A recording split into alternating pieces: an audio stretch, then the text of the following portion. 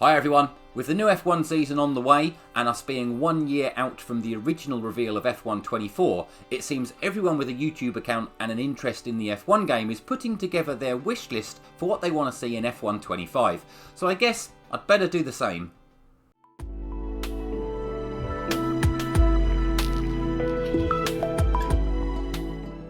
Now, as someone with an embarrassing amount of F1 games in my collection, I'd like to think I've got some sort of knowledge about all of this, so here's my take on what F1 25 needs to deliver.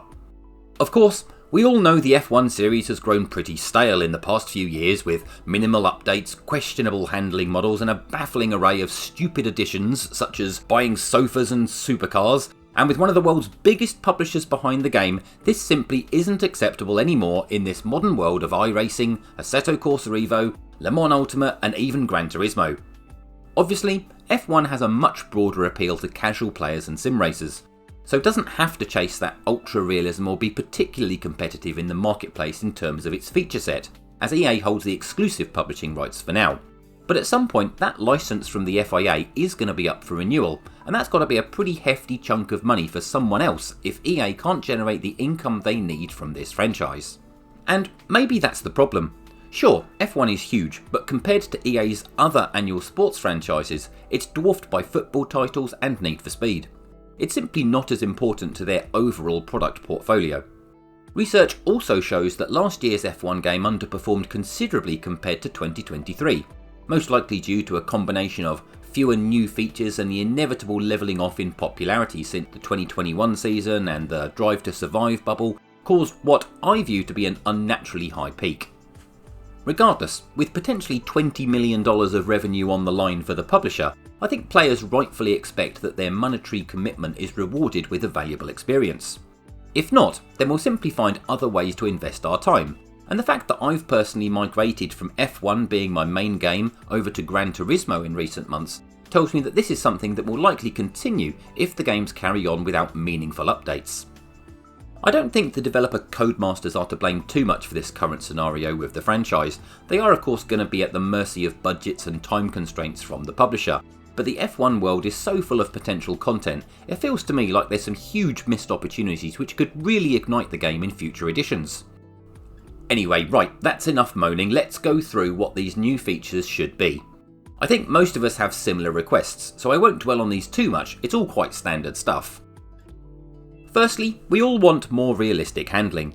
Generally, I have no problem with the handling model as it is, but I would like to have less few surprises with snap oversteer on braking and more detailed force feedback. Steering wheel feedback is fine, but it has a lot of room for improvement.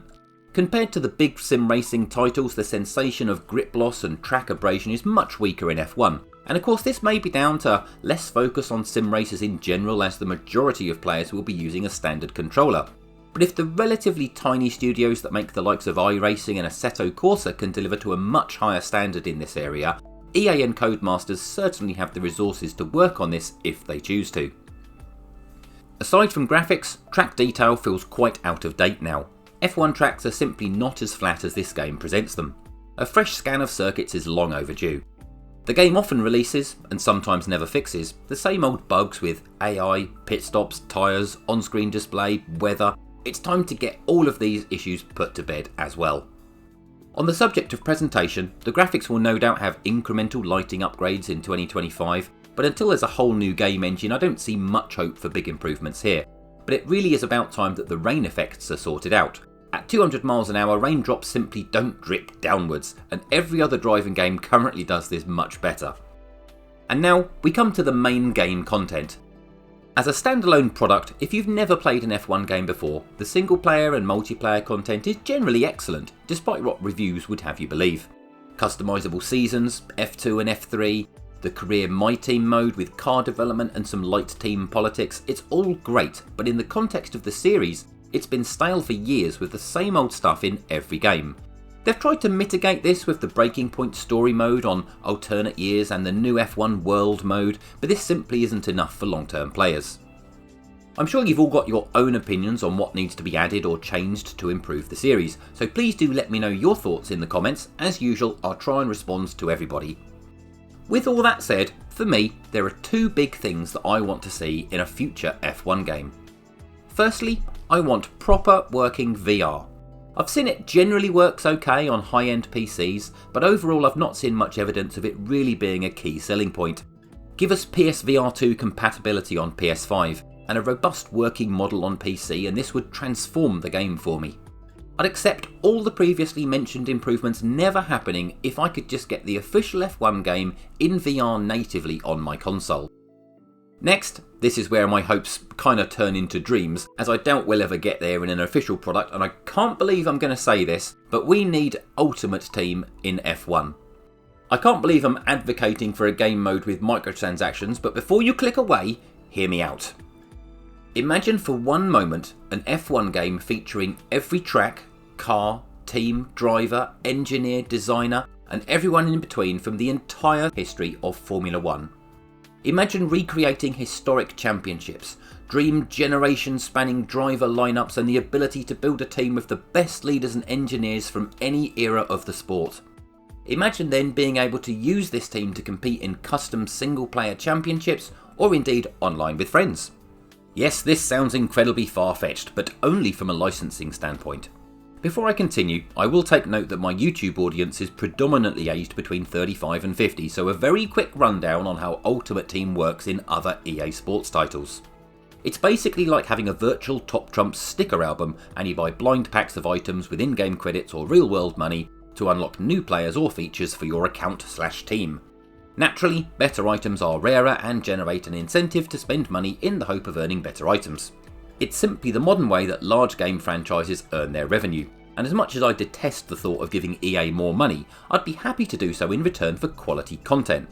And if this is the best mechanic for it to be affordable to the developers and publishers to provide this content, then I think I'd be okay with that. Taking FIFA or FC 25 as an example, this features pretty much every football player from every major league in the world, including historic all-stars, stadiums, and all the various real-world tournaments. Translated to F1, of course we only have 20 current drivers and 10 cars, but with historical content, that would potentially open up hundreds of drivers, cars, teams and tracks to play with. The other EA Sports games handle way more items in the Ultimate Team modes, so I see no reason why it couldn't be done given enough time and demand. Then, instead of having a new game release every year, made under the time constraints of contractual agreements, the base game could simply be updated on a regular basis as the income would be derived from this new revenue source. Even if we didn't have Ultimate Team and simply had an in-game store with actual content we want, like classic cars and tracks, I'd certainly drop a $5 to drive a properly recreated 1991 McLaren as Senna or an F2004 as Schumacher. The possibilities are endless. There's absolutely a precedent for this type of thing with EA. Crikey, even Fight Night lets you play as Muhammad Ali and beat up modern day boxers. It's not that far-fetched in the world of video games. I suppose the biggest obstacle is of course the licensing, but surely the FIA and F1 holds that for the 75-year history of the sport, and if there's money to be made, a deal can always be done. The annoying thing is, I don't see EA putting in the commitment to make the F1 game the best it could be. With reducing year-on-year unit sales, that's the opposite reason for them to invest more heavily in the franchise, and I fear that only a new license granted to a new developer or publisher will really return the series to its previous heights. Examples from, say, F1 Manager 2024, where they're still doing updates today with inter-team personnel changes and new game features, that's really the way that this should be going. Please do let me know what you'd like to see in future F1 games in the comments. I'd be really interested to hear what long-term players are really thinking at this point. As ever, thank you so much for watching. Bye for now.